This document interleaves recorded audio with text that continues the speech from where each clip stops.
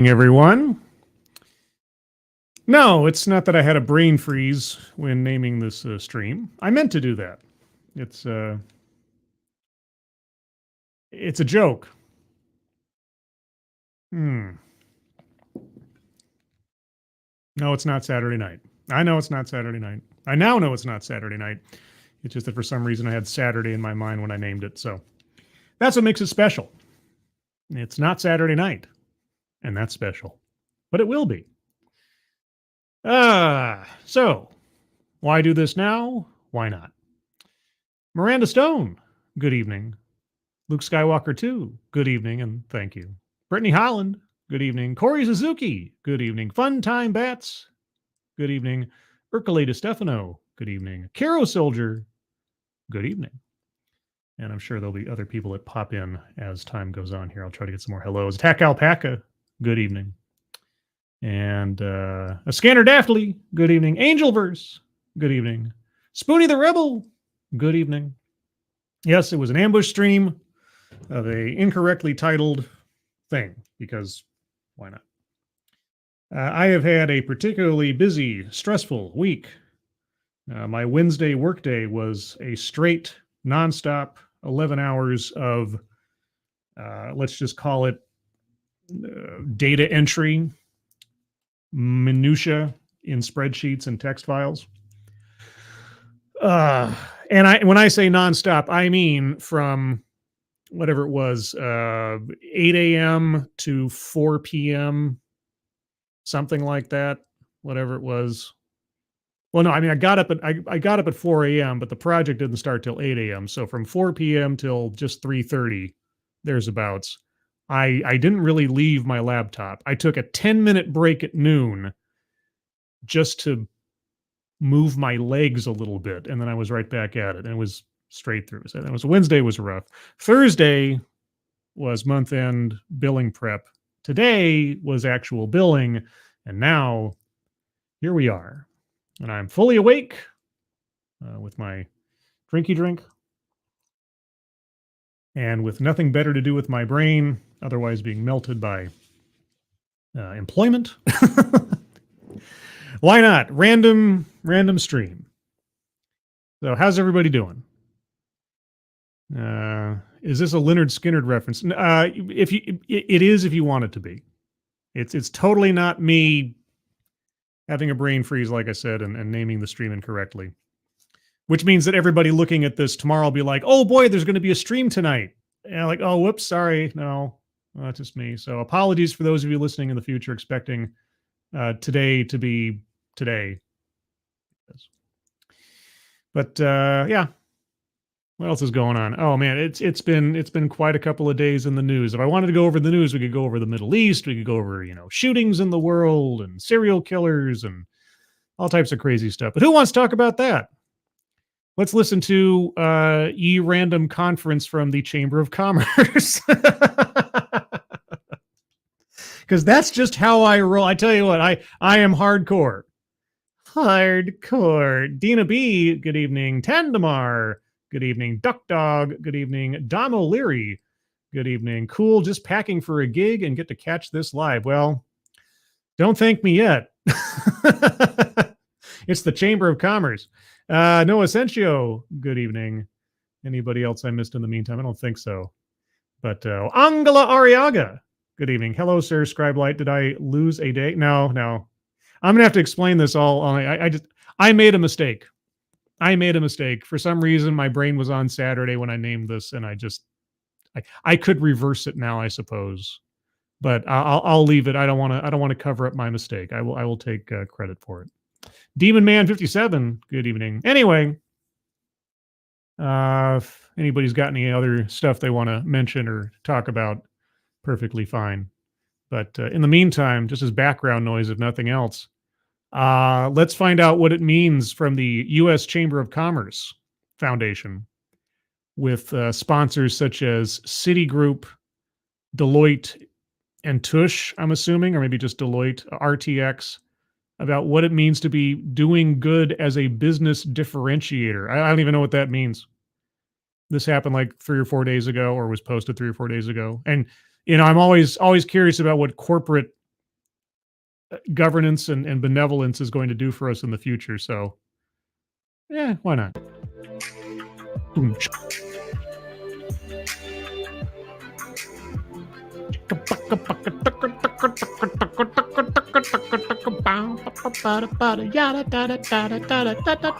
Boy, I feel like I'm watching the beginning of a movie trailer or something. Everybody hear that okay? Scribe had a Biden moment. I did not, in fact, fall down any stairs in this process. I just had my mind set on Saturday. I've got my mind set on Saturday. I've got my mind set on Saturday. Of course, I guess that's the good thing. It's like, oh, it's not even Saturday yet. I still have Friday. So there you go. Dixie Rose, 63. Good evening. So yeah, sounds good. All right. Well, we're here to talk about doing good as a business differentiator. Doing good as a business differentiator. Okay, what is a business differentiator? We're so lucky to have these three panelists here with us. If you say so.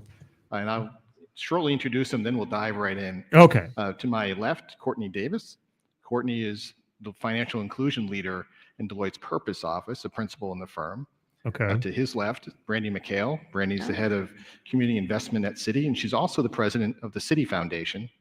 And then at the end of the row here, we have Randy Bumps, who's the vice president of government relations and public affairs at RTX.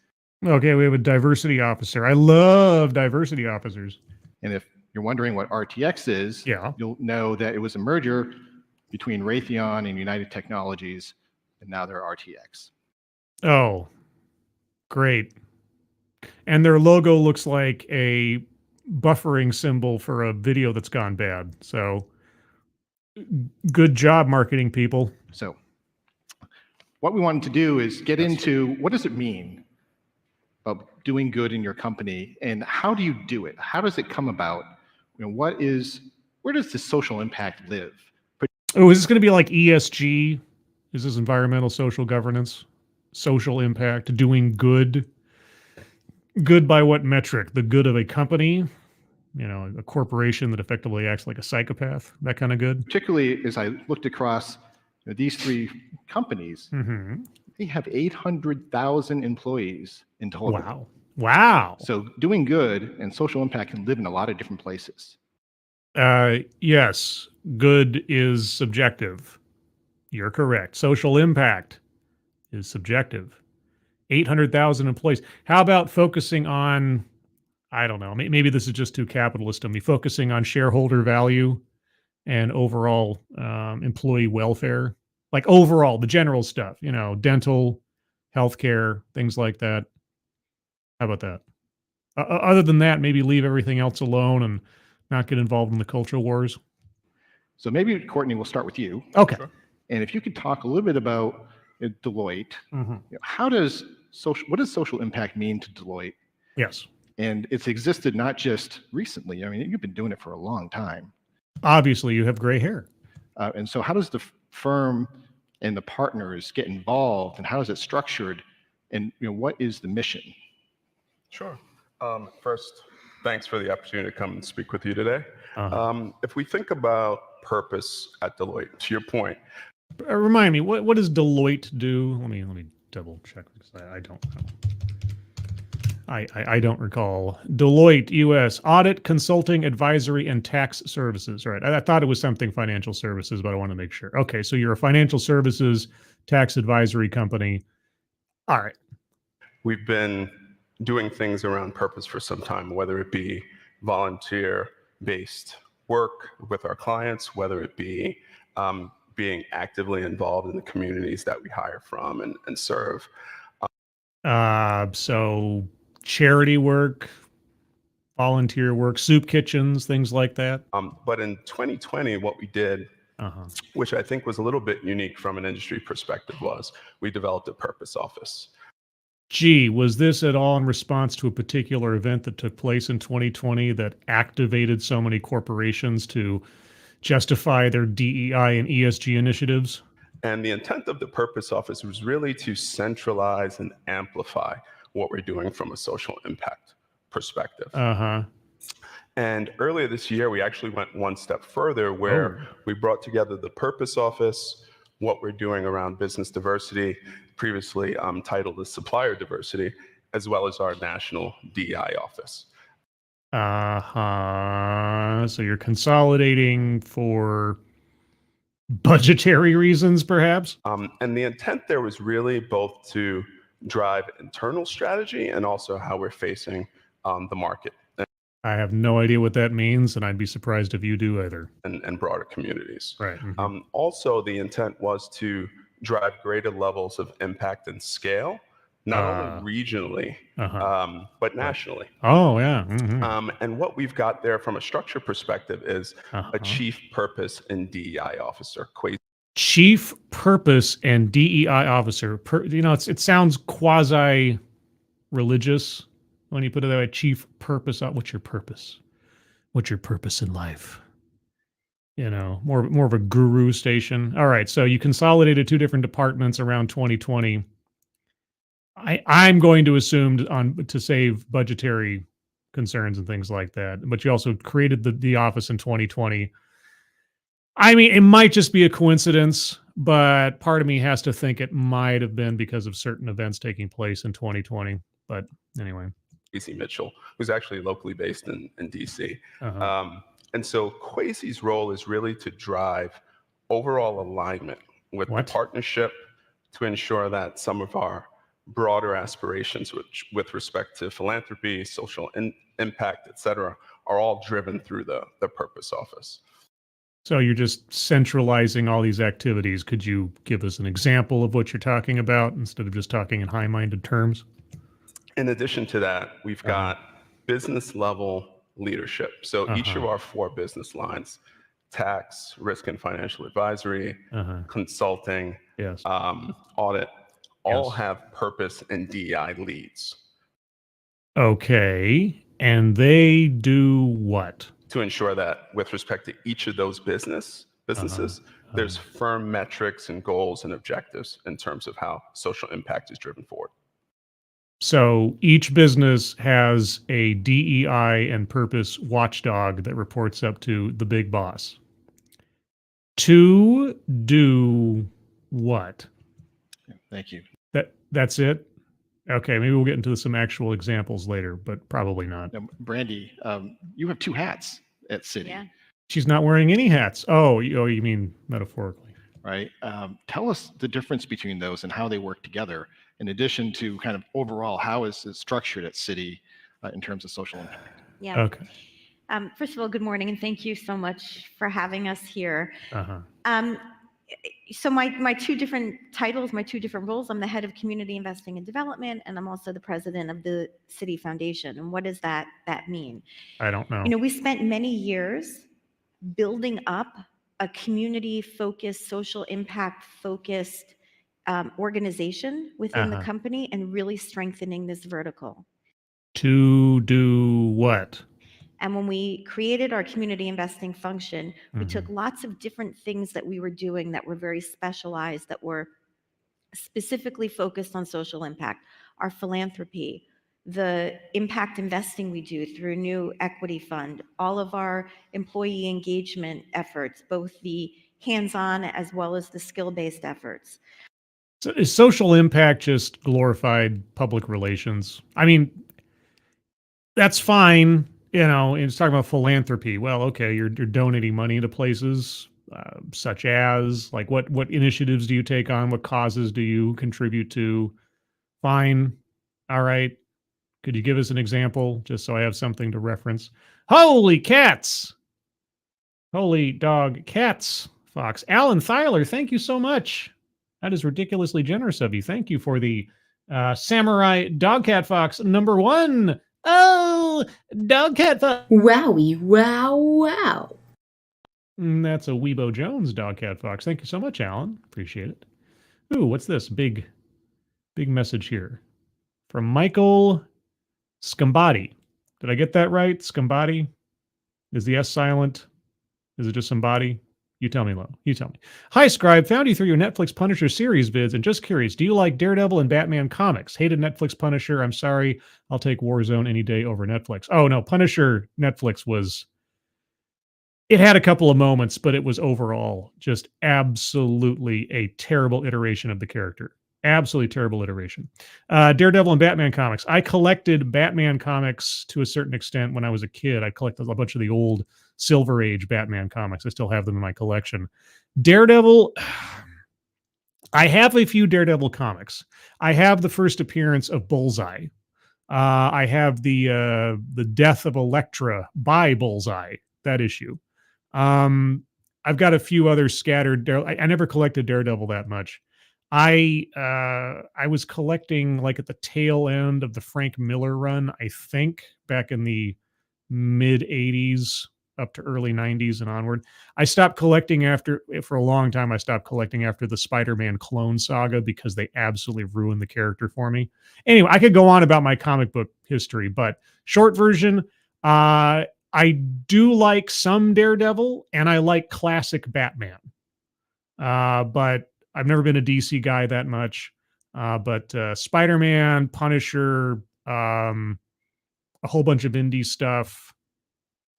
Yeah. Anyway, I could go on. I should do a comic book stream sometime, or talk comic books with like Tom Connors or something if they have a comic book episode or something on Midnight Set. So anyway, yeah. So there you go. there's my shortish answer. But yeah, Punisher Netflix series. If you could combine Ray Stevenson's portrayal of the character with Thomas Jane's enthusiasm to represent on behalf of the fans and smush those together into a singular portrayal, you might have the best Punisher on screen. Thus far, though, the best Punisher film is Dirty Laundry, the short film Dirty Laundry. That is, as far as I'm concerned, the best Punisher representation on film to this point. I like things about the Thomas Jane movie. I like things about Warzone. I even like things about the Dolph Lundgren movie. That was like the first Punisher movie ever, and I still have a certain amount of love for that. But yeah, so far, Dirty Laundry is the best. Okay, one more. Cool. Why don't they reprint Punisher Year One? Found in Signals, but curious why they don't. I don't know. I mean, I have Year One in individual issues in my collection. I don't know if it's a rights thing, something about the publisher, or not the publisher, the author or the artist or something. It could be, I don't know, maybe Marvel has decided to blacklist that particular collection. If that's the case, I mean, I'm taking your word for it that they won't reprint it. I don't know that there's not a trade paperback out there of it, but fortunately, I have all of the original issues in my collection, and it's really good. It's really good. I really liked that telling. I really liked that origin for Jigsaw, the way they laid it out, and it was absolutely brutal. The artwork on that just leaves. There's nothing sentimental about that particular portrayal. And speaking of Year One, if you haven't already, I assume you probably have if you're a Punisher fan, but if you haven't, if you can find a copy of Punisher Born from the Vietnam era, or at least, I mean, set in the Vietnam era, I'd recommend that one. Anyway, also Vader 35. Good evening. Alan Thyler likes Doc Savage. You know, I know only the barest amount about Doc Savage. I know long time superhero character from comic books and otherwise, but like the barest information I have about Doc Savage. Asan, good evening. All right. Anyway, what were we saying about what now? Oh yeah, you're doing philanthropy and outreach and the social impact. We have specialized financial programs that we work with the business to help deploy in local communities, to help households to save, to build credit, build their financial health. Okay. We took all of these pieces and we put it into one shop. And when we first started that work, an underlying sort of one of our core tenets for this work was that philanthropy is necessary but insufficient on its own to achieve the kind of goals that we're looking for. What goals are you looking for? I mean, don't get me wrong, you know, giving out subsidized or free financial advice or assistance and things like that. That's great. I guess it also depends what filters you're using to decide who is worthy of such things, but that's another question. But okay, what are your goals elsewise then? That we want to meet. Yeah, like? But I want to shift that because it's Uh-huh. no longer just philanthropy is necessary but insufficient, but our whole specialized community investing vertical with all these different pieces of the toolkit is necessary but no longer sufficient on its own. What? The work that we all do in our companies has become incredibly complex. If you say so. I mean, it sounds like you're making it more complex of your own volition, but okay. And the complexity has happened because we also have to now be internal influencers and work not just in our own verticals that we lead or where we have certain specializations, but we've got to now work horizontally across the company and really engage our lines of business and other functions. See, working horizontally has a completely different meaning in my mind, but then of course my mind's still third grader in the gutter, so you have to be everywhere all at once doing what you're doing. I guess. Why? And what effect does that have on the company? I mean, if you're responsible for effectively outreach, PR, philanthropy, okay, or philanthropy, pardon me, then what do you mean vertically? Can you give me an example? Thank you, Poker Pierce. Ayo, Scribe. Hope all is well, my man. Everything's fine. Thank you, Poker Pierce. Just kind of awake, bored, and antsy on a Friday night, but had my mind set on Saturday, so that's why I called the Saturday thing, and I didn't know any better at the time, so que sera. I will, like I say, I will own my mistake and not change the title. Say, how do we collectively think about what we do day in and day out to drive positive societal impact? And then the third leg of that stool is not just being an internal influencer, right? But I think that there has never been a time where it's clearer that the roles that we're in and these functions also play a really important role in addressing the continuous crises that we've been living through. You have absolutely nothing specific to tell us, do you? Just filler words. I hope they get on. I hope the moderator asks something to the effect of, "Can you give me an example of the work that you do?" It always seems like we start off with these gobbledygook explanations of not saying anything, but using big words and sounding all fancy and benevolent and magnanimous about all the outreach we're giving and all the good that we're doing and the goals that we have. Could you give me a success story, like a specific one, or even one that you've failed at, that you learned something from, something like that? And really helping to shape how the company talks about the issues of our day, how we can try to be, bridge builders during this time of extreme divisiveness. Don't you work for a bank? Isn't this Citigroup or something? Divisive. Is Citigroup going to be a great healer in society? On what side of the aisle?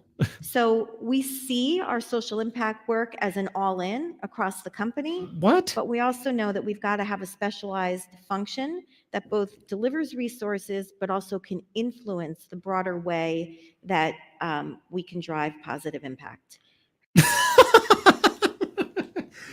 Don't you love just absolute pure corporate speak BS? I mean, it is an art. I have to at least give some credit where credit is due. It takes a real artist to dole out just verbiage, sophistry, says absolutely nothing, but is completely appropriate and fits in with the setting. It's great, isn't it, though? Derek LaRue, thank you so much, Derek, as always, for your continued support and generosity. Thanks so much for that. Hope you're having a good evening. A good Friday evening. I'm going to be explaining the title every 10 minutes for the rest of the stream just to make sure nobody thinks that I don't know that I made a mistake. But anyway, thank you, Derek. Hope you're doing well. Let's see. Did I already say good evening to Payar DBayar? Good evening. Brittany Holland. Good evening. Tony Giff. Good Ealing. Good Ealing. Sure. Ealing. That's the ceremonial practice of, I don't know, people who live in Louisiana where they throw their children into a pool full of eels to be cleansed. Never mind. And Brittany, can I ask a follow-up question on that? No, you can't. It'd be funny if you said no. Deloitte doesn't have a storefront on Main Street, right? RTX doesn't have a storefront on Main Street, but you do. Like, you are very consumer-facing. How do you get that message out to those employees who are the front line who are engaging with the public? How do you turn your frontline employees into evangelists for your social impact initiative? That's how I would have phrased it. Well, it's interesting that you see us that way, because we are. It's funny, we always say, well, we're not in the consumer goods business. We don't actually produce anything. We're a You're dang right you don't. You're a bank. Financial institution. Yeah. And we're actually an enabler and try to work. We actually have the opportunity to create, I think, exponential impact by not just thinking about what we can do directly, but how is it that we can work with other clients. And when we think about clients, you do tend to naturally think, oh, a bank, you've got individual consumer clients. But I actually think there is so much power in thinking about institutional clients. Okay, well then answer his question in that wise. How do you evangelize to your institutional clients your grand philosophy? What leverage do you use to make your institutional clients follow along, I wonder? Thank you, Keeverdam, for the hiya, Dogcat Fox. Oh, Dogcat. Wow-wee! Wow! That is a drunken uncle, Dogcat Fox. Thank you so much, Keeverdam. Appreciate it. Hope you're having a good Friday evening. Keep going, corporate speak. We are I'm going to hopefully get this statistic right. We are the largest bank globally to public sector entities. So when cities and countries and private corporations need to move money around the world, we are moving trillions of dollars a day. Oh, well, don't break your arm patting yourself on the back. Think about who we touch and the influence that they have. So you're going to do everything you can not to answer his question. We do think about it as consumers and getting that word out, and it's incredibly important. And I do think when you're in a consumer-facing role trying to do this work, it is really important that your consumers see first. Yes. How are you helping me? Okay, and how do they do that? How do they answer the man's question? I mean, if the answer is we don't, right? Our front-facing, public-facing bankers, tellers, financial advisors, and so on don't actually proselytize or evangelize to our, individual consumers. If the answer is we don't do that, just say we don't. And if you do it in some way, shape, or form with your corporate clients somehow, well, then tell us how you do. This has all been one big roundabout to saying absolutely nothing, which again, it's an art form. And that gives credibility also to then how are you helping the broader world? And I think you've got to constantly be looking at both, which is why these roles have become so much more complex. What? 10 years ago, I never would have imagined. I sit on the Business Practices Committee and on the Reputation Risk Forum for our businesses, not just at the corporate level. What the? I should have a counter somewhere. Like question and then nonsensical answer. And question and actually responsive answer. That's something else. That's something else. Continuing sidewise comic book nerdery with Michael Scambati. I miss the classic Joker, Jack Nicholson, Mark Hamill, style schemes such as Laughing Fish. Why has DC ruined him, making him a terrorist in Dark Knight, turning him into Leatherface in the New 52? Because they have no ideas.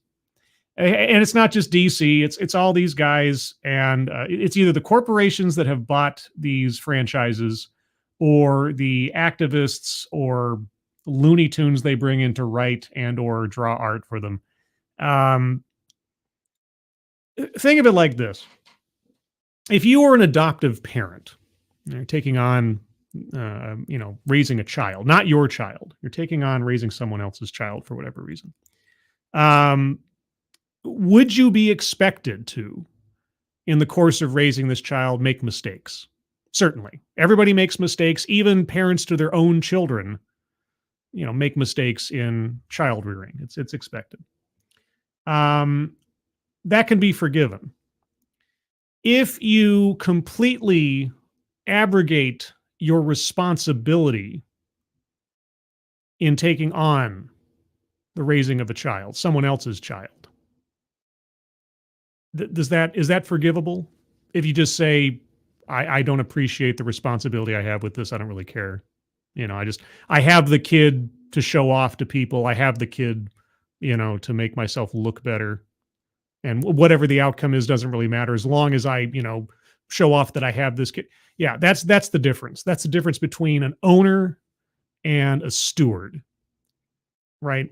When Disney took on Star Wars, when Disney took on Marvel, seemingly they had absolutely no appreciation for the responsibility they were taking on for the iconic and valuable nature of the properties, the characters, the stories that they now became stewards of.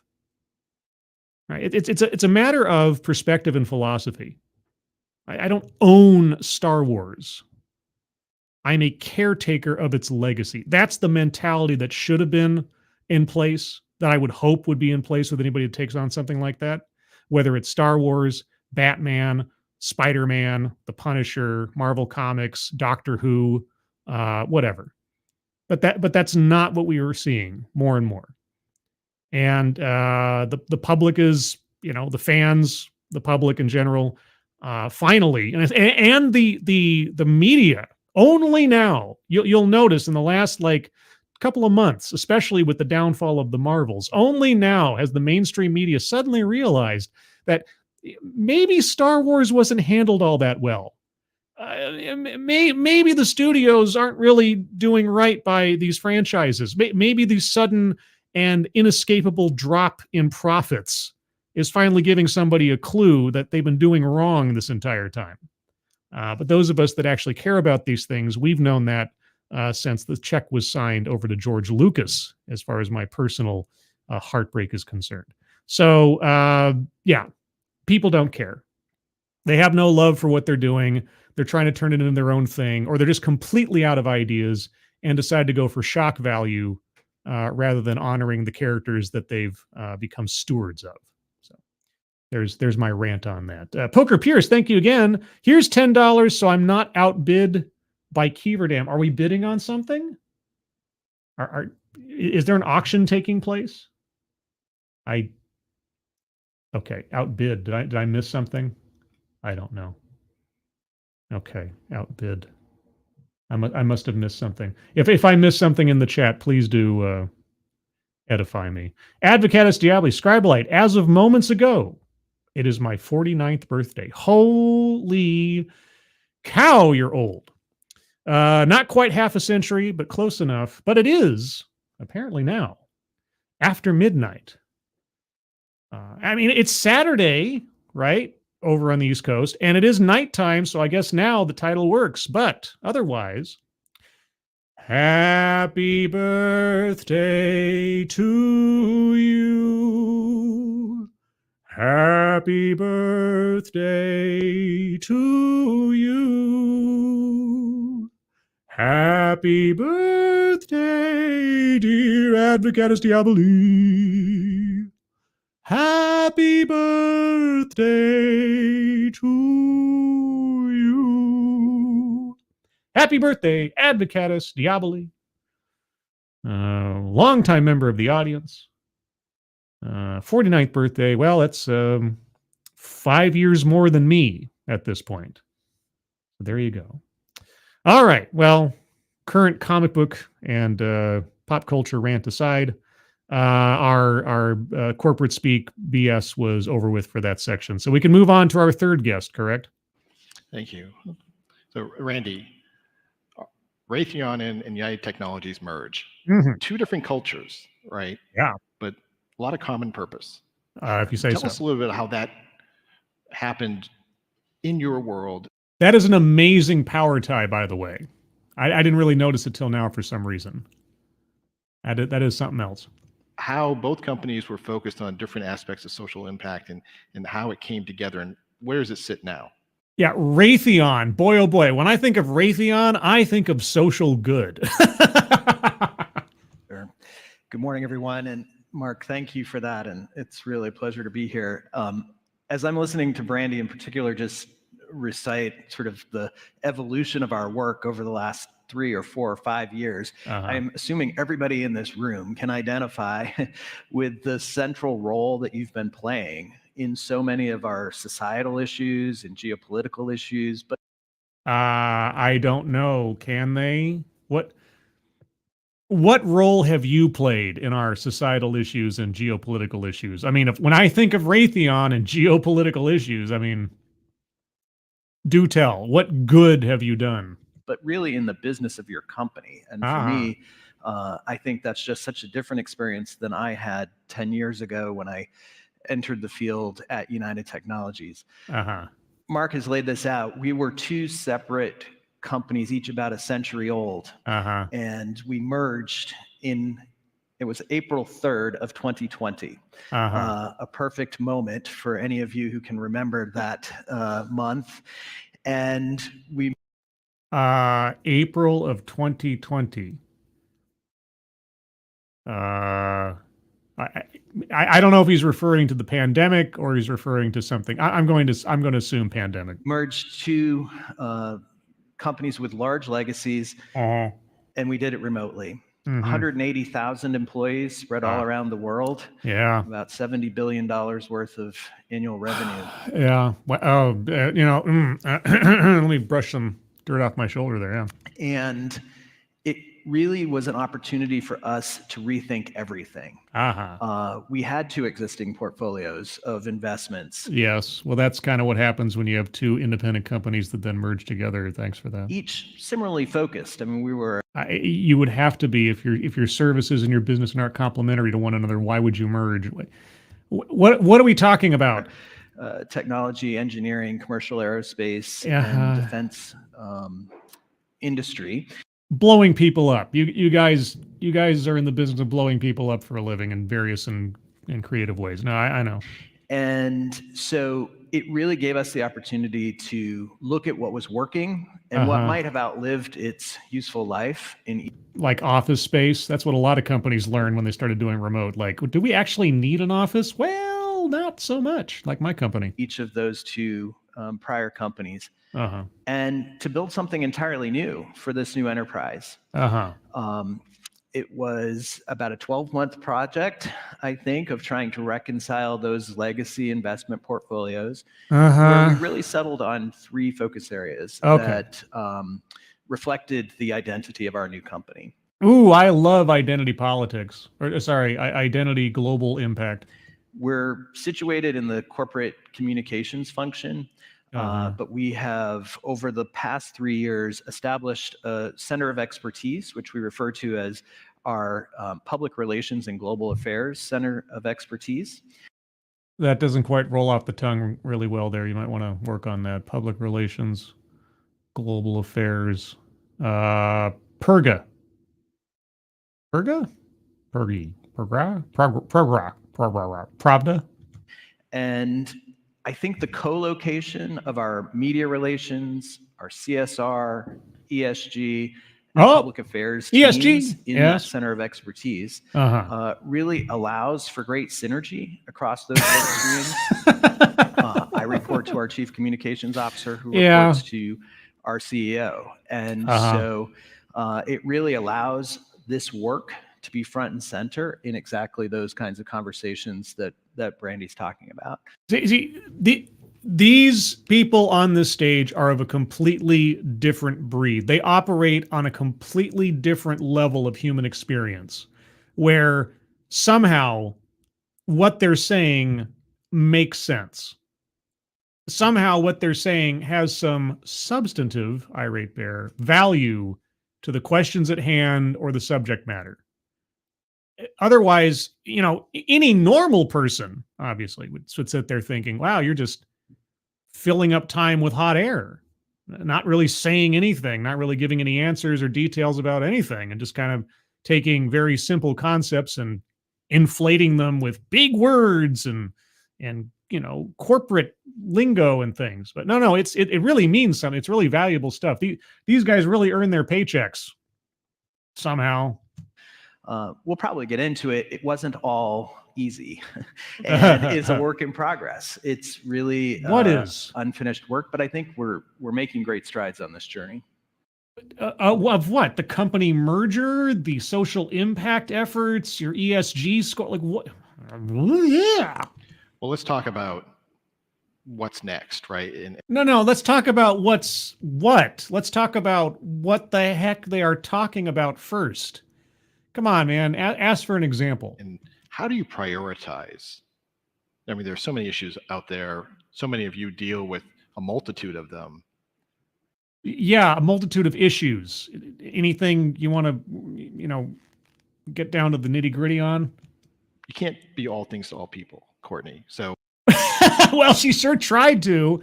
I mean, not only do we have to stay in our vertical, but we also have to go horizontal. We can't just be on the X plane. We also have to be on the Y plane. And then, of course, you have the Z axis. And let's not even get there.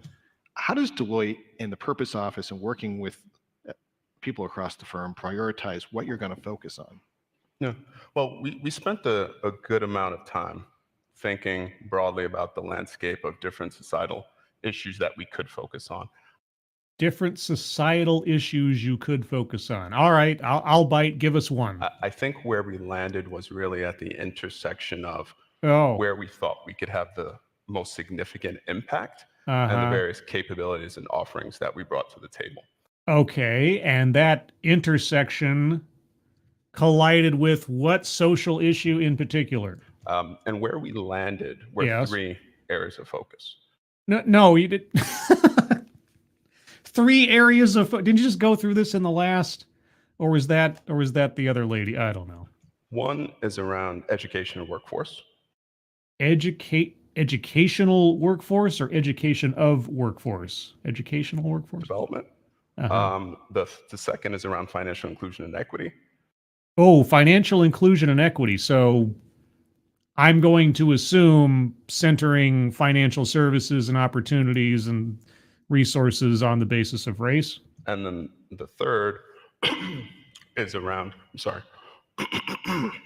and then they have water jugs right there, Courtney. There's a big mug of water there right in front of you. Take a sip. Excuse me. We've got some water here if you need it. No worries. It's like I was not expecting the frostbite I got when I came up to DC. Sorry, but apologies. no one was, right? The frosting. And then the third is health equity. Yeah. Oh, health equity, right? Okay, so this sounds all like race-based, or is it racism-based decision making, as we learned in a previous stream? And so, if we think about the clients that we serve, the capabilities, the offerings, where a good portion of our people are situated, those seem to be the 3 areas that we'd be able to bring the most to bear if we think about addressing some of the largest obstacles with respect to economic and social prosperity that we're seeing. So just say what you mean. You are, I might be going out on a limb, but I don't think I'm taking that much of a risk. You're applying a race-based or race evaluation on your philanthropic endeavors, right? It's going to be financial assistance, opportunities, resources allocated to people, business owners, individual clients, and so on, based primarily, first and foremost, on race, perhaps gender, but most likely race. Am I wrong? Society.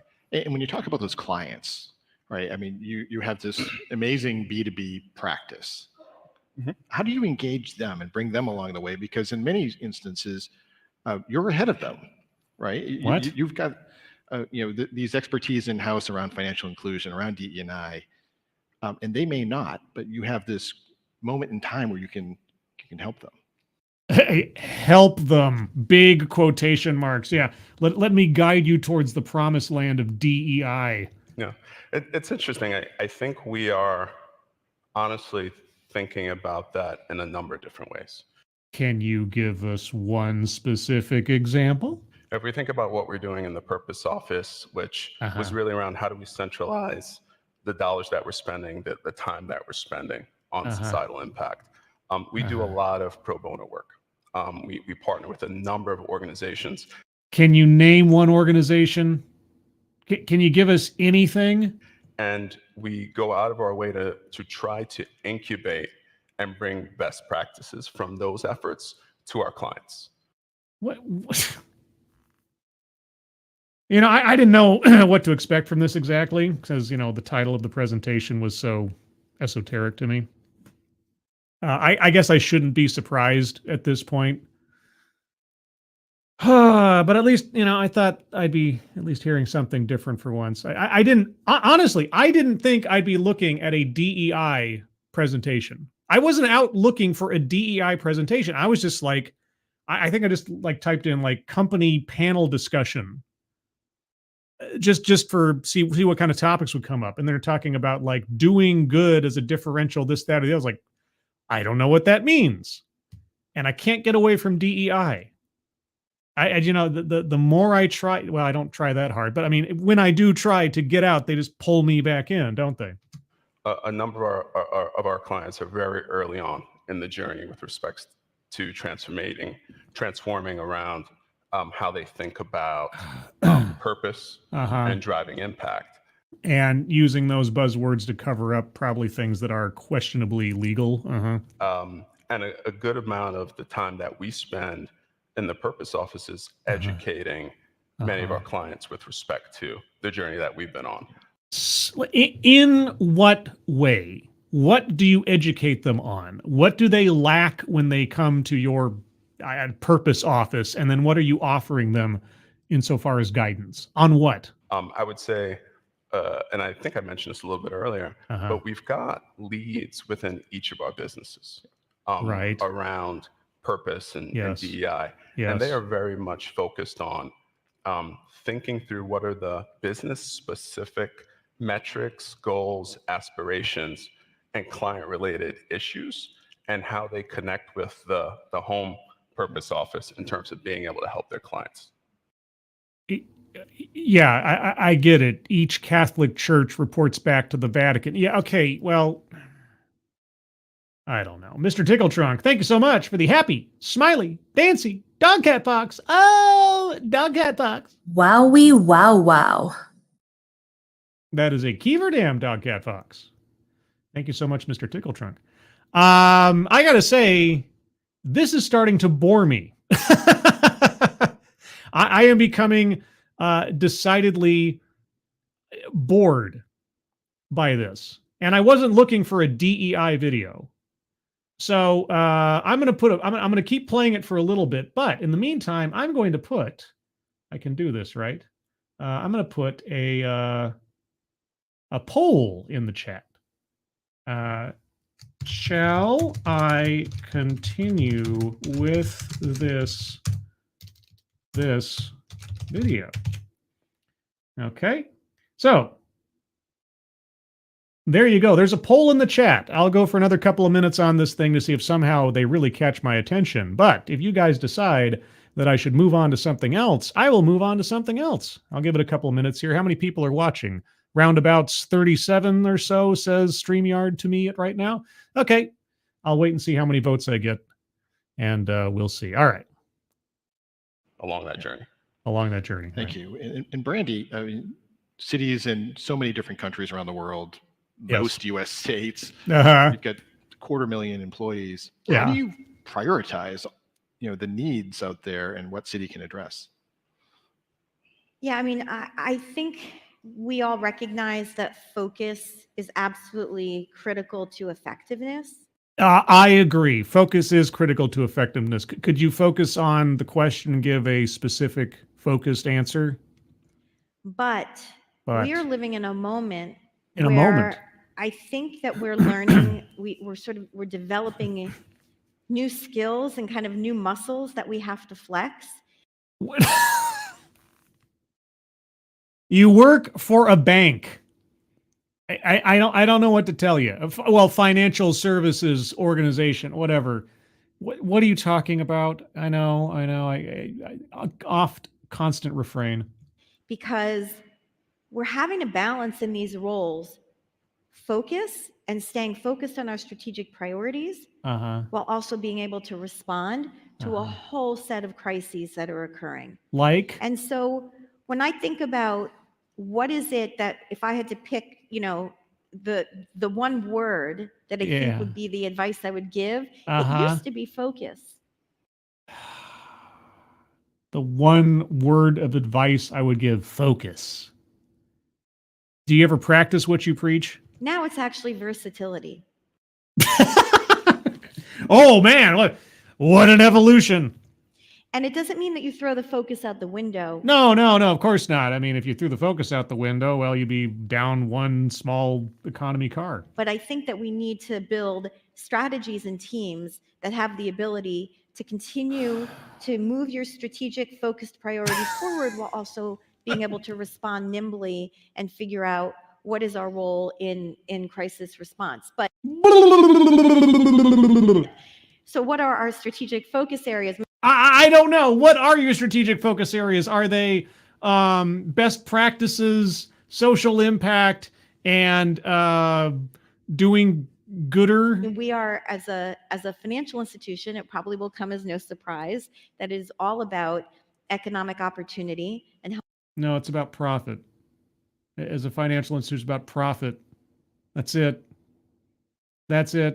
Economic opportunity. Well, I suppose if you're talking about investment for profit, then sure. Helping to drive the financial health of households and communities around the world. That's aligned with who we are as a business, and it pulls through into our community investing work. Okay, I don't know the answer to this question. I am curious, though, just as she says that. How leveraged into the 2008 housing crisis was Citibank? Did they have any exposure to all that insanity when talking about doing the best and providing opportunities and et cetera? I don't know. I know it's been many years since then now, but all the same. But I think I want to really emphasize not just the what, but also the how. Okay, yeah, please give us the how. Give us the mechanics. What are you? How do you do what you do? The mindset for the focus, because in the same way that our business is about supporting solutions for our clients, our community investing and social impact work really needs to be about we're helping to identify, incubate, invest in, scale solutions for the communities where we do business. How? Give us an example. Give us a success story. Name a community. And I always wonder when they say community, are they talking about like this particular neighborhood in this city where we have offices? Or are they talking about demographic? I usually assume they're talking about demographic, but until they specify, I don't know for sure. But either way, give us an example program where you started out doing this and you made some moves and then you saw the effects of what you did. Could you give us one of those? Just one? You must have some success story that you put into your advertising, into your prospectus, right? Something really to at least show off that whatever it is that you do is worthy of a paycheck and a line on the budget. Thank you so much, Brad Young. Just some back pay. Back pay? What's my back? What's my back doing behind my back to get paid? You're trying to confuse me at this late hour on this Saturday night, Brad Young. That's what you're doing. Advocates Diablo Scribelight. Citigroup was insolvent in 2008 and had to be bailed out. Oh, did they? Okay. That's great. Well, thank you, Brad Young. Back pay. All right. Appreciate it. Very generous of you. Hope you're having a good evening. All right. Can you give us an example? And that idea about thinking about focus, versatility, and then seeing ourselves as being in the solutions business, I think has been a game changer for really shifting and making sure that we're really getting clear about what we do, but also how we do it.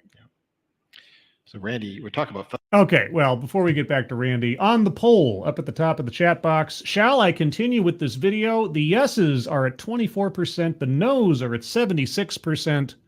I'll give it another minute here. I'll let Randy get one little word or two in, and I assume I'll be ending this fairly quickly. But I want to at least give everyone a fair shot. So Randy, you have the last word. Whatever it is that you say, Randy, is going to be the end of this particular investigation of mine. Focus, right? And RTX is focused on service and veterans, lifelong learning, community support. Tell us about each of those. Like, each one at the same time is prioritized. I mean, it must be hard to determine because all of them are so needed, and you've got such great resources at your disposal to address all of them. Sure. So, indeed, we categorize our focus in 3 areas: lifelong learning, honoring service, which is really oriented toward military and veterans. All right. You know what? At least he said something specific. I can at least get behind something specific. You want to honor veterans. Okay. Do you have a veterans ERG? How do you honor veterans? Could you at least tell us that? Like what, given what Raytheon is and what they do, okay. What do you do to honor veterans? You want to give us a clue? I mean, except blowing stuff up, whatever. And then local communities. Honoring, lifelong learning is really a STEM play, and that's about 50% of our overall portfolio. And that's, I think, probably pretty obvious as the leading sort of aerospace and defense company. Our interest is in building that workforce of the future and developing that talent pipeline and inspiring young students and secondary school students and post-secondary students to pursue careers in technological space. Our second area is honoring service. Okay, I don't care now. I'm ending the poll. All right, we shall move on to something else. So, as I said, I hadn't been looking for something specifically, even tangentially dealing with DEI, but like I say, it just seems to somehow find me. So instead, let's go for something explicitly about DEI. Because why not? I might as well. This one is Best 7 DEI Initiatives at Work. It's just under 10 minutes long, so we're talking basically a TEDx kind of thing here. Okay. Tell me, what are the best DEI initiatives at work? I can't wait to find out. Oh, thank you, Mr. Tickletrunk. Again, let's talk about midget crocodile racing instead. Well, I mean, I did a little a couple of rants earlier about comic books and the Punisher and other things. So I'm completely open to talking about other subjects on the side of whatever video we're watching. So if there's anything you guys would like me to talk about or chat about or give my opinion on, if that is all valuable to you, by all means, just throw it in the chat and I'll take on whatever people want to talk about, unless it's something I either know nothing about or don't want to talk about, I suppose. I'm trying to make this a bit more laid back stream. It's not structured. I mean, I've got lots of videos we could watch. I mean, if we want to watch a bunch of crazy videos and corporate stuff, or even do a whole TEDx or something, I got those. But at the same time, I just thought I'd hang out with you guys as well. Oh, Mr. Tickletron's got to take me up on it. Here we go. Any ideas on string theory or string cheese? String theory. The best string theory that was ever proposed in the history of all science was that of Dr. Sam Beckett and the quantum accelerator, and how his lifetime is like a bundle of string, each day touching the other in a constant series of loops and connection. That's the best string theory. That's all I got. That's all I got. String cheese. My sister likes string cheese. Last I knew. I can't say I make a special effort to acquire string cheese on any regular basis. I've had it before, not exactly my go-to. That's as much as I can give you on those subjects. But all right, here we go. A recent Mercer report states that 81% of organizations are now actively working on improving diversity, equity, and inclusion. Oh, really? 81%, huh? Improving in what fashion? And I believe, if I'm not mistaken, I believe this was posted. I don't know if it was produced, but it was posted after the affirmative action decision. So yeah, a lot of companies are trying to quote unquote improve their DEI programs because now a lot of them are conceivably under threat. However, only 42% have documented DEI strategy and just 50% have established formal DEI goals and targets. Probably because they'd rather not have a paper trail, most of those companies. I can only imagine why. In this video, we'll cover 7 actionable initiatives to strengthen your DEI. These Great. I can't wait. I love DEI consulting and advice. 7 initiatives cover employee resource groups. Hey, ERGs. Oh boy. Okay, let's see. ERGs. What else? Financial wellness programs. Financial wellness programs. Well, that goes right back to the previous video in a way. Okay. Diverse hiring. Diverse hiring.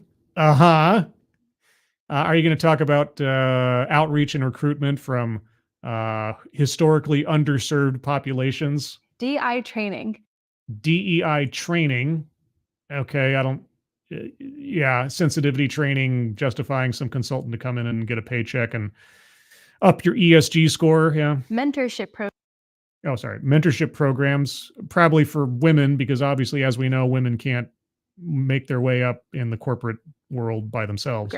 Diverse leadership, and how to create a sustainable DEI culture for the long run. Diverse leadership. Okay. Describe for me a non-diverse leader. So let's start with defining what are DEI initiatives. Yes. Simply put, they're actions aimed at fostering diversity. What is a diversity, equity, and inclusion initiative? Well, it's a program aimed at fostering diversity. No, you see, you can't use the word in the definition of the term that you're defining. You can't. That's not. No. Embracing people with diverse social identities. Diverse social identities. Oh, okay. Well, I mean, I have a diverse social identity. I am a Punisher fan. I'm one of a very rare breed these days after the marketing pogrom that Marvel did on the Punisher in the comic books over the last several years. Because what they've done to the Punisher has been an absolute terror to those of us that actually love the character of the Punisher. So I'm an actual OG Punisher fan. Is that a social identity that can be satisfied in a DEI program? Equity, ensuring equal access to opportunities. Whoa. Equal access to opportunity. No. Equity is equality of outcome, not opportunities. We're not talking about the start of the race. We're talking about everybody ends up at the same place at the end of the race. That's what equity is. I'm not sure you know the terms that you are purportedly defining here. And inclusion, making all voices heard. Making all voices heard. Okay. I mean, that is at least not saying that all voices will be valued the same, but it's an open forum. Okay. These initiatives create an environment where every employee, regardless of their gender, ethnicity, background, or ability, can thrive. Really? Okay, again, define for me a non-diverse leader. You talked about valuing diverse leadership. Okay, describe for me the elements of a non-diverse leader or a non-diverse hire or a non-diverse employee. Not everyone can thrive under DEI. You're going to have to make some sacrifices. You're going to have to use a filter here or there or otherwise to achieve your aspirational diversity goals. That's not how DEI works. That's never how it's worked. Now, prioritizing DI initiatives not only positively impacts the financial culture, but also financial performance. If you say so, would you like to show some proof of that? You can draw a straight line between DEI initiatives and improvements in corporate performance. It nurtures a shared sense of purpose and significantly reduces recruiting bias. If you say so, I mean, you're laying out these things as though they're just accepted fact without the necessity of any evidence or backup data. But okay, for the sake of this, I'll just stipulate it's an absolute panacea for all the ills of the world. This commitment to inclusion sparks innovation, magnetizes top talent, and reputation. What's more is that it elevates employee satisfaction and mental well-being, ultimately enhancing customer relations and delivering a higher return on investment. Wow, that's amazing. Well, then I'd really like to know why it is over the last, say 3 years in particular, major corporations have been slashing their DEI budgets, have been either getting rid of or forcing out their DEI executives in many major companies like Disney, Netflix, Amazon, and so on. And why is it that so many companies are having to reevaluate exactly how much focus they want to put into their DEI programs post the affirmative action decision? Because if DEI really does all of those things like some kind of benevolent Swiss Army knife, why would these other things be happening? Now, many companies, it's super common to have DEI programs, right? But they often struggle to make a real impact. To make these initiatives more effective, HR teams and DEI specialists are turning to data. Turning to data? Turning to, like, just all of a sudden? They weren't using data previously in their initiatives. They weren't assessing their company workforce demographics and deciding on what quote unquote communities they needed to recruit from thereafter in order to get the right numbers and splits and things. They weren't talking about the percentage of men to women on executive teams 7 years ago. Only now they're turning to data. Okay. These metrics will help you ensure fair hiring practices. Fair hiring practices? Well, okay, what metrics are you talking about? By what metric are you hiring fairly? Keep an eye on pay and promotions and nurture a culture of belonging and inclusion. Okay, there's a lot of promises you're making here. Could you give us some, actionable examples? Keep making progress. Regularly track diversity metrics through an HR dashboard. Oh. This should include gender and racial diversity metrics. Why? Why? I'm tracking racial and gender diversity metrics, but are you implying that I should be making hiring and or promotion decisions on the basis of race or gender? Because that's what it sounds like you're implying. And if you are, I would direct you to Title VII of the Civil Rights Act of 1964. Or if you're taking any kind of government money, like a government contract or something, you also fall under Title VI, which has effectively the same restriction. But do you think that employee well-being and positivity is improved or decreased when you assess them first and foremost on their race and or their gender? Just curious. Thank you, Dixie Rose, 63, for the artistic #1 dog cat fox. Dog cat fox. Wowee, wow, wow. No, that's an irate Alex dog cat fox. Thank you so much, Dixie. Appreciate it. Hope you're having a good evening. Also, good evening, Devil Fruit Zero. Hello. And did I say good evening to Lesser Logic? Hello, Lesser Logic. Okay, so yeah, have a dashboard with gender and race. Anything else?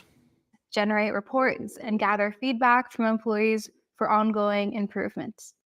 Okay, what is an improvement? In the realm of race and or gender, what is an improvement and how would you affect that improvement?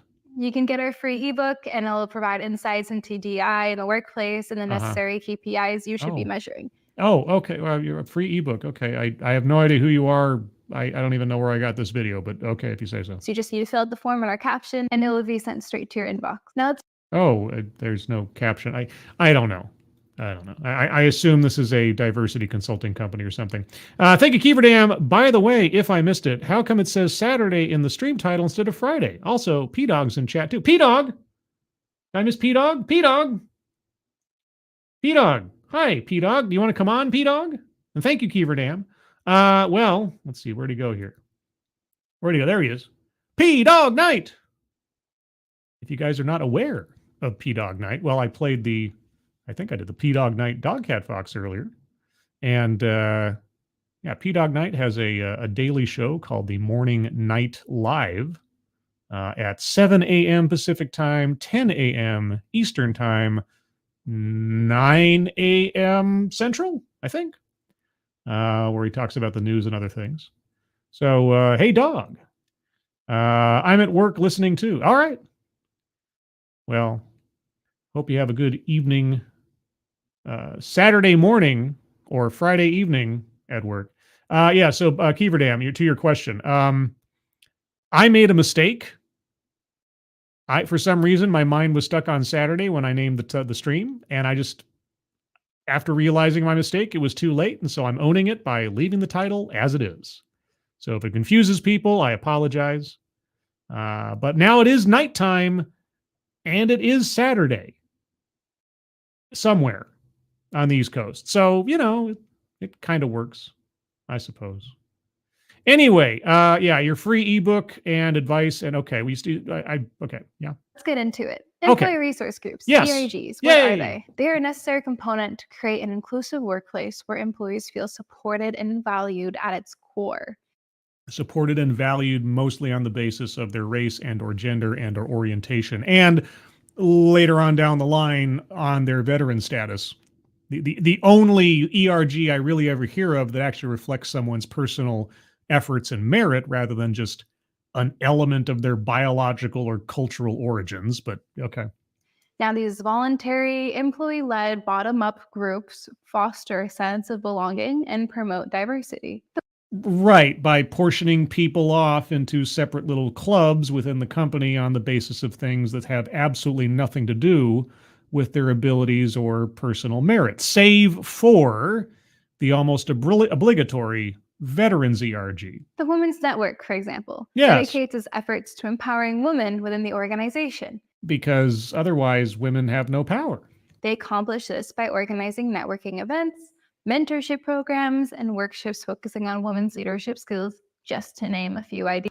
Yeah, and of course we couldn't just have a, professional development group in the company that has no filters on the basis of gender or race or anything else and do those very same things for any employee who wanted to network or find a mentor or improve their skills. Now we have to portion everybody off because women need special help. You consider the implications because of the implications. Yes. Similarly, the LGBTQ+ Alliance serves as a platform to support these employees. Because they obviously need support, because they are inherently fragile, because of who they like to sleep with. And how does the company even know that in the first place? Do they ask them that question? And is that appropriate in the workplace? I don't know. This ERG arranges Pride Month events, advocates for inclusive policies, and offers a space for LGBTQ+ individuals to share their experiences. Share their experiences at being not straight? Okay. Buddy R, good evening. What's up, Scribelight? Well, clouds. Did I get it right? Okay. Well, I gave it my best shot at this time of the evening. The Saturday evening. Additionally, the Veterans Group provides valuable assistance to military veterans transitioning into civilian work. Yes, okay, and again, as I've always said, the Veterans ERG, the perennial Veterans ERG, is probably the only one oftentimes that is ever named that I could actually just say, fine, that sounds reasonable. The ERGs that are set up specifically for people or employees dealing with a circumstance of life are the ones that make the most sense to me. So, for example, a veteran's ERG, as she said, a veteran who is needing some support or needs some advice to navigate being a veteran or transitioning into civilian life after service or from civilian life into service, whatever, things like that. Okay. A single parent's ERG, right? If somebody needs to network for babysitting or advice or whatever, or new parents ERG, something like that. Things like that. If you can come up with an employee life situation or status, subject matter or experience or something, I remember there was in my way back in the olden days before the whole DEI thing took off. In my company, they had a phone tree set up for because there was one of the managers in the company. He had just survived fighting cancer. And there were several employees who either themselves or had family members who were dealing with cancer and treatment for cancer.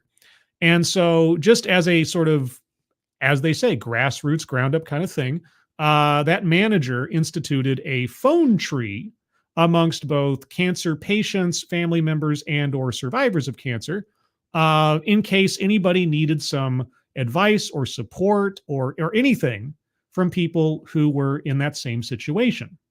And it was just, posted up somewhere in the coffee room or something. It was announced at one of the meetings or something. It's just like, hey, on the off chance that you or a family member end up, having to deal with this, terrible situation, there are people here at work who either have some information that could help you out or direct you to things like that. So if you need it, there you go. And that was the first experience I'd ever had, as far as I can tell, with an ERG, as it's currently called. But it was helpful to a specific subset of employees who might be going through a life situation. It wasn't cordoned off on the basis of your race or gender or something. It was a human experience, not a demographic experience. And so things like that can be conceivably beneficial. What's being described here, again, aside from the veterans one, I suppose, it doesn't fall into that category as far as I'm concerned. It's just portioning people off and segregating people away into private little clubs based around things that have nothing to do with their ability to do their jobs and nothing to do with their merit or skills. But it's all being done for ESG scores and to look like you're being so sensitive and helpful when you're just being divisive and weird. It offers mentorship, addresses unique challenges faced by veterans, and collaborates with external organizations supporting veterans' employment and well-being. Again, all fine. None of that is equals, or I should say, none of the women's network or LGBTQ equals anything dealing with the struggles of veterans or the needs of veterans. And to put them on the same playing field of importance and relevance, to me, is kind of insulting to veterans. But again, that's just me. Multicultural and ethnic groups celebrate diversity through cultural awareness events, educational workshops, and discussions that encourage employees to share their cultural backgrounds. What if that's none of my? What if it's none of my business of my coworkers and none of their business of my own? I understand. Oh, these are all voluntary and everything else. Like, okay, great. If I don't attend any of these, if I don't care to, do I get demerits or something in the company? Fostering this understanding and respect among all. Financial wellness programs. Okay. Promoting financial wellness is essential to help employees, especially those from underrepresented communities, manage. Did I call it, or did I call it underrepresented? I did it, didn't I? I had my psychic moment. Yep. Underrepresented minorities or communities. Yeah. Okay. Financial stress effectively. These programs can offer a wide range of support, including financial counseling. Employees gain access to financial advisors or counselors who provide personalized financial advice. Because people in certain demographics obviously are uneducated about financial matters. You can just know. You just know because if they're underrepresented demographic, that they don't know how to handle their money. Okay. Budgeting assistance and help in managing debt. Financial education workshops are conducted to equip employees with essential financial knowledge. Employees or employees from particular backgrounds? This is also pretty common in workplaces. Sure. Mm-hmm. Overall, these workshops cover topics like personal finance, savings, investing, and understanding employee benefit packages. Has the whole institution of home economics gone by the wayside in junior high and high school these days? I don't know. Obviously, it's been quite a while since I've gone to junior high or high school. But yes, financial literacy, as a general rule, should really be part and parcel with any basic education and general studies in this country. If it's not already, and I don't think it is, but if it isn't, it certainly should be. But okay, save for the fact that you preambled the whole thing by saying, oh, this is really for marginalized, underrepresented communities.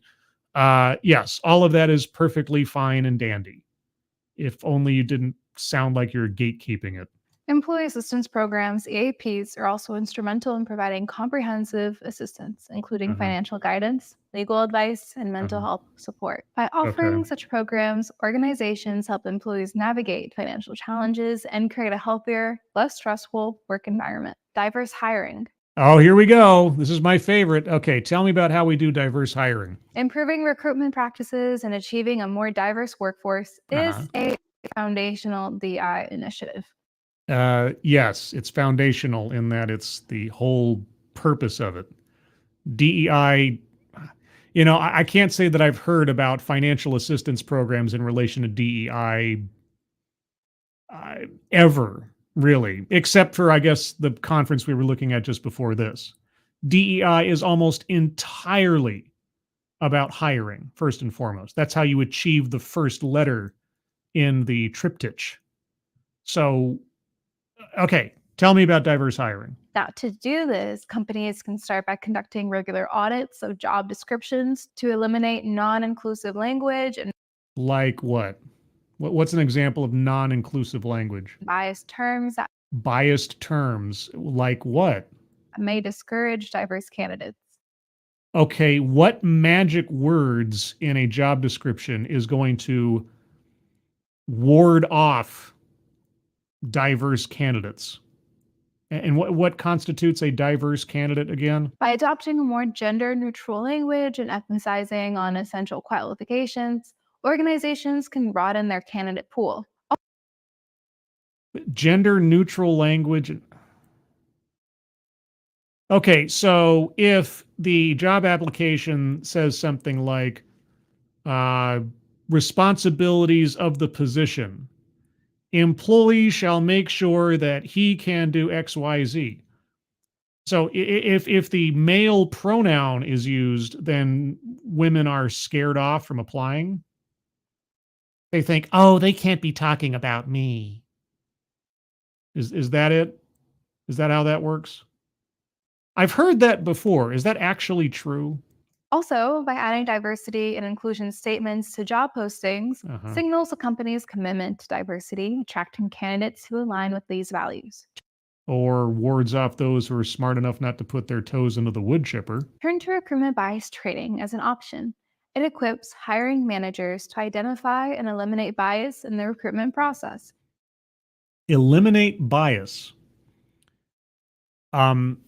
All recruitment process has biases. That's the entire point of it. You are weeding out the proverbial wheat from the chaff in looking for a hire. You're looking for someone who's going to not only fulfill the needs of the job description, but will also fit in with what's going on at the company based on the interview process. The whole thing is about bias. If you weed out bias, you might be just letting in someone who's not applicable to the job. But we're not talking about that kind of bias, are we? No, we're talking about specifically what? Ensuring fair evaluation. Fair evaluations. Well, okay, what biases are you wanting to get rid of? I can't assess how fair this is unless you tell us what kind of biases we're talking about. I know what biases you're talking about, but are you going to tell us? I have to hit the right button. Hit the button. ensuring fair evaluation. Additionally, organizations must conduct regular salary equity audits to ensure that employees are paid equitably across gender, race, and age groups. How about work experience, effort, and showing of profitability? Maybe it should be done on individual merit rather than assessing it on whether or not you have the right race or gender or something. Is that how that's supposed to work?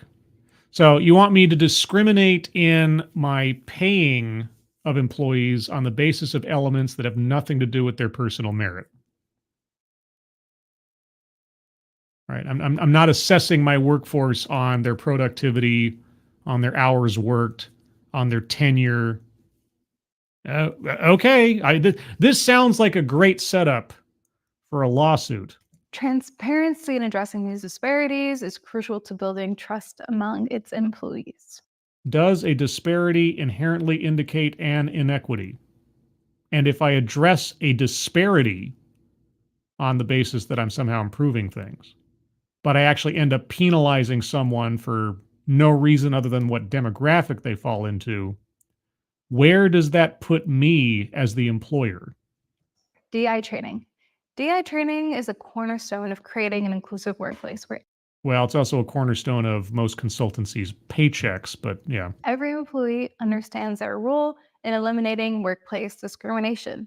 Eliminating workplace discrimination. When you just told us to evaluate pay scales on race, gender, and ethnicity. When you just told us about ERGs split up along racial, gender, and orientation lines. When you just told us about having a dashboard to evaluate your company on the basis of race and gender.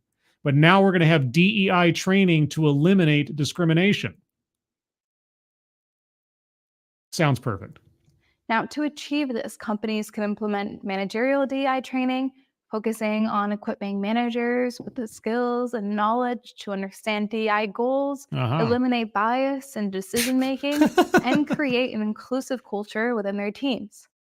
Are you listening to yourself? Are you at all listening to yourself? Do you have the Equal Opportunity Commission guidelines on employment at all in your mind when you're talking about this? Do you have Title VII in your mind when you're talking about this? Anything at all? Okay. Workshops and ongoing coaching can be highly effective. Consider the importance of implementing a DEI code of conduct within organizations. Oh, okay. Can you give us an example of a DEI code of conduct? I mean, just like a boilerplate one. Now, this code explicitly articulates the company's dedication to diversity, equity, and inclusion, while also specifying repercussions for non-compliance. Oh, repercussions for non-compliance. Oh, okay. You mean like accountability? Okay. Well, I'd love to hear it. Through the establishment and steadfast reinforcement of these principles, organizations ensure that every individual is held responsible for their actions, ultimately fostering a more inclusive environment. And wouldn't it all be the case that some individuals are held to account more than others on the basis of the very elements you talked about previously in assessing hires and pay and all that good stuff? Are you sure about that? All right. Mentorship programs. Yes. Obviously, women and marginalized communities need a particular helping hand, correct? Mentorship programs are a powerful tool for promoting inclusivity and professional growth within an organization. Sure. Cross-generational mentorship pairs younger employees with experienced mentors to facilitate knowledge transfer and bridge generation gaps. Now, these mentoring relationships can have specific objectives, such as knowledge exchange or skills development. Or opportunities for accusations of misconduct, #MeToo, which has thankfully mostly died on the vine at this point. But there was a time where there were many complaints in corporations about how men were making decisions to stay away from women in the corporate space. And there was much hubbub about this, like, how dare they? What sexist men? And this is after the Me Too movement had started, and they couldn't understand Men have to stop doing this. They have to stop shying away from interacting with women. Like, they don't know. there was this equal every action as an equal and opposite reaction situation, and there wasn't any understanding. Why are men staying away from women so much now? It's like they're scared of them or something. I'm like, well, this is what you guys wanted. This is what you asked for. This is what the culture has gone to because of the scare tactics and witch hunts that you've initiated on the basis of some individuals that do bad things. Now all men are suspect. So what did you expect? And I know that's a little bit off the ranch on what she's talking about here, but it just reminded me of that, the whole mentorship program. There was a definite mentorship deficit for a few years there because of all that. And some people just couldn't understand why, and just assumed that men were just being sexist all over again.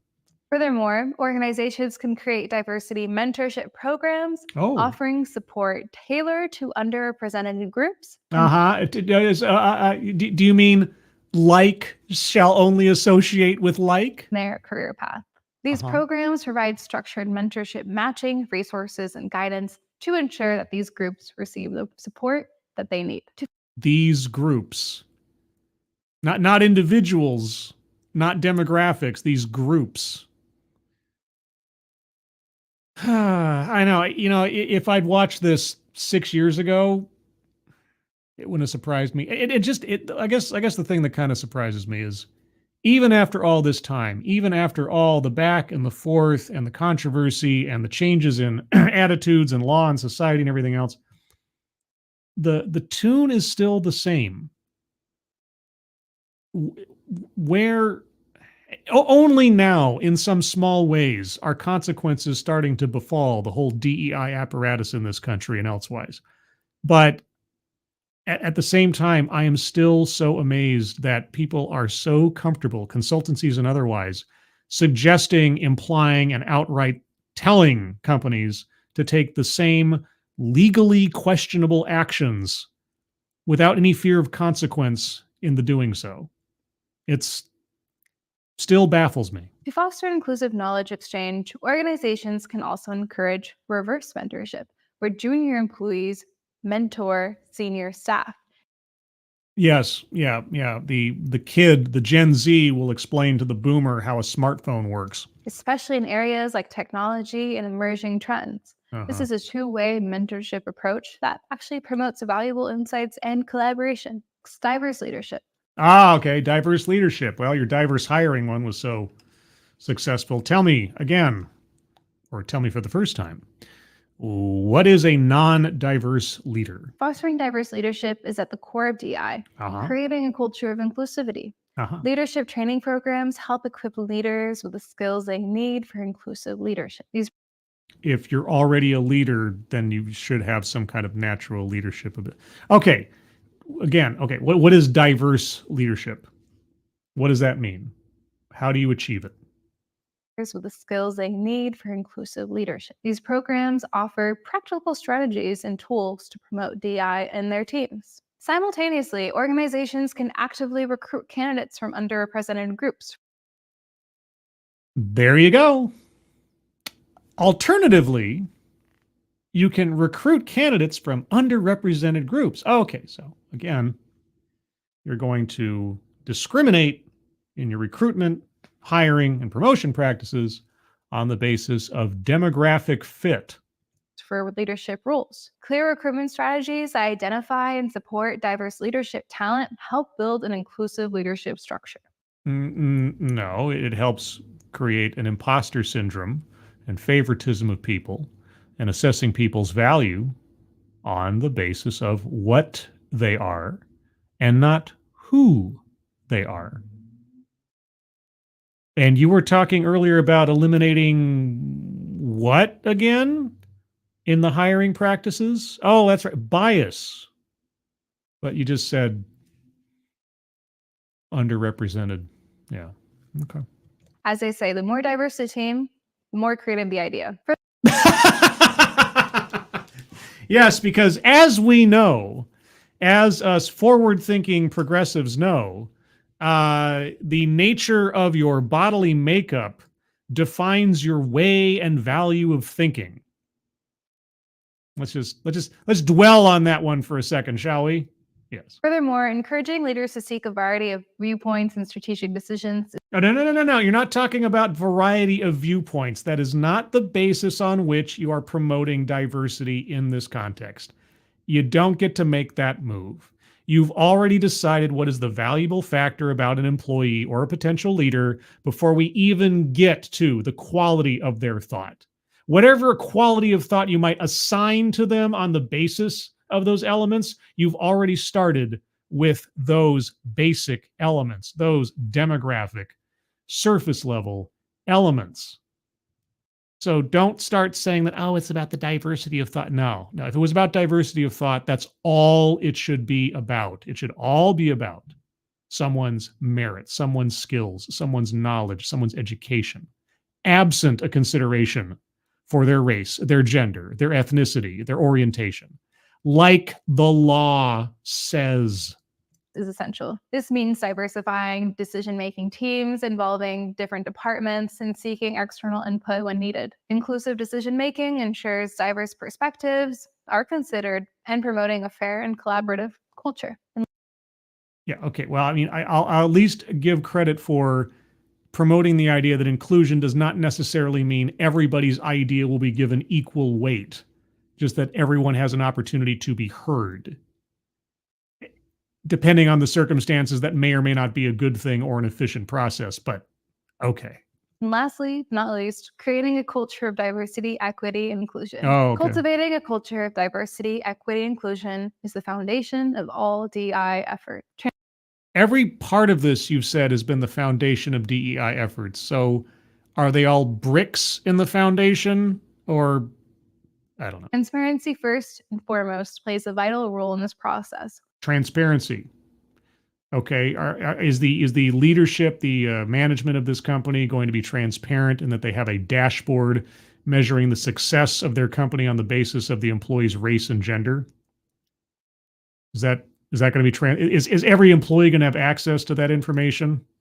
Organizations must be open about their DEI goals, progress, and challenges, and must regularly communicate updates, achievements, and setbacks related to DEI initiatives to ensure that employees are informed and stay engaged.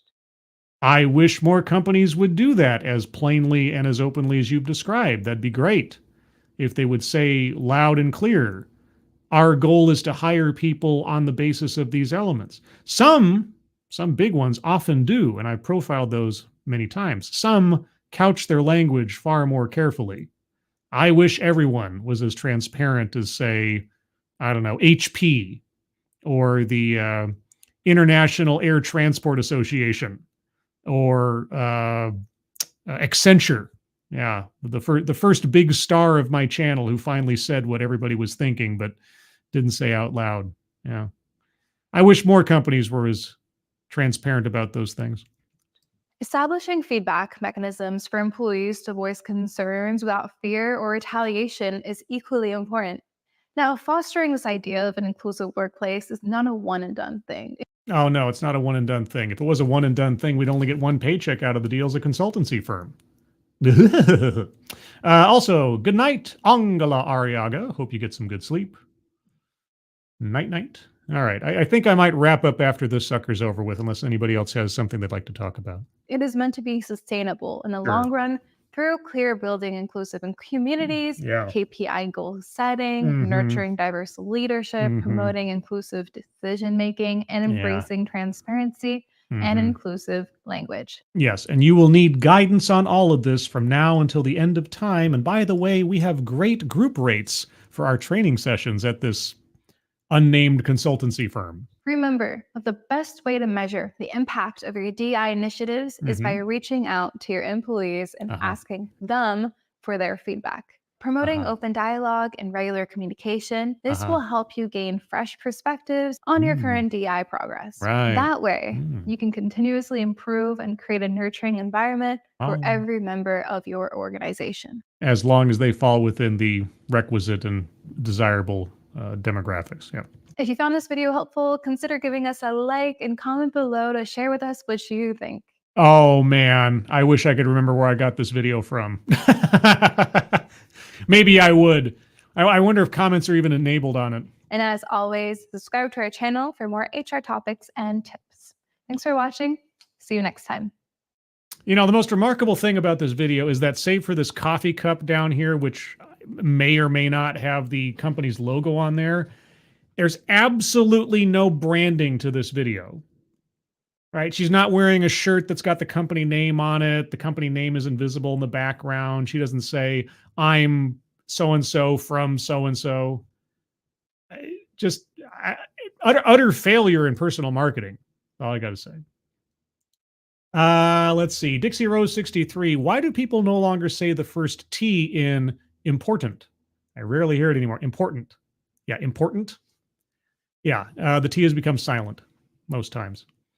I noticed that too. I cannot say I am innocent of doing it myself from time to time. My enunciation is not always as good as it might be right now, or if it ever is good at all. But I have noticed that as well. Mr. Tickle Trunk. Oh, she's HR. No wonder she was turned into an activist in university and brought into their workplace. I keep thinking this is a consultancy firm of some kind. I don't know if she's HR. I don't know. But I without knowing exactly where this video came from, I guess I could look it up. Hold on. I might be able to narrow it down. 1 second. Just because I'm too curious not to find out. Hold on. Let's see if I can track backwards to where I found this sucker. Okay, there we go. So unlike the lady on the video, this is from a channel called Factorial. And what is Factorial? No, don't play the video. Tell me about what you are. Welcome to our channel. We provide intuitive HR solutions for SMEs around the world, subject matter experts. Our tools automate and centralize administrative tasks to provide insights and help organizations run more smoothly. And then there are 2 asterisks, okay? Founded in Barcelona in 2016, Factorial now serves more than 3,000 growing businesses in 65 plus countries. While we got our start as time tracking and time off management software, we quickly saw that HR professionals were juggling too many single function tools. It became our mission to be the one-stop shop for all people processes. We now offer solutions for HR analytics, document management, performance appraisals, goal tracking, company culture, all in one effective, easy to manage platform. In short, we help you take care of your people. All right, well, that's what that's from. I didn't know, and now I know. And knowing is a constant source of disappointment. So there you go. She said from HR at the end, so I'm assuming, yeah, they do HR work, that kind of stuff. So there we go. There's a video. I don't know. Do I have anything else? Anything random in the library here? I lost a lot of my library with the computer dying on me. I've got a bunch of TEDx's. I don't know. Should I save those? If I did one now, it'd be another like hour and a half here, and I think I might want to go to bed soon. Who knows? Maybe I'll do a Sunday night special tomorrow evening and do a surprise TEDx. I don't know. All right. Well, I think I'm going to call that here, guys. Yeah, just a random stream for a random night, Saturday night, but it's not Saturday. It's Friday night. My mistake. I'll keep the mistake right there. Anything anybody else would like to mention before we go? Again, another plug for P-Dog Night and his morning night live streams. P-Dog, if you haven't already, and I think you should be able to, put a link to your channel up in the chat if you can, or maybe some enterprising other person who can get to it before I can will do so. Programming note, as usual, I'll have the Sunday stream, the actual Sunday morning stream, Sunday morning at 8 a.m. Pacific, 11 a.m. Eastern, where I'll talk about a thing. And now that I've used up 2 videos from my library that weren't specifically TEDx talks, I'll have to come up with something else, I guess. Who knows? Maybe I'll talk about the news. I don't think I'm ready for another border digest, but who knows? I'll come up with something.